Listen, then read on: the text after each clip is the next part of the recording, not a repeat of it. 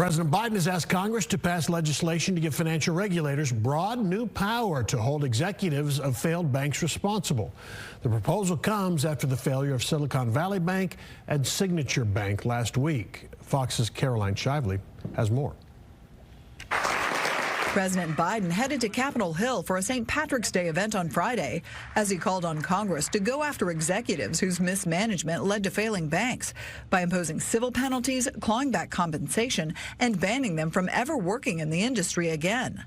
Congressional Democrats are also calling for action. We must do everything we can to protect our banking system and to prevent a cascade of bank failures. It's unlikely Republicans in Congress would agree to strenuous new regulations, but they do want answers. And we need to make sure every part of our banking system is solid. Our community banks are much more solid than what everybody's talking about. Also on Friday, SVB Financial Group announced it had filed for bankruptcy protection. SVB is the parent company of Silicon Valley Bank, which was seized by the federal government as it collapsed, taking the government and industry by surprise. How come they missed the red flags? This bank had grown over 60% in 3 years in a row.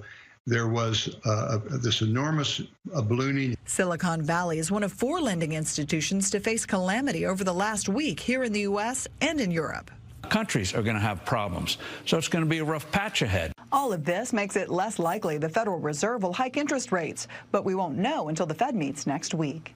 In Washington, Caroline Shively, Fox 4 News.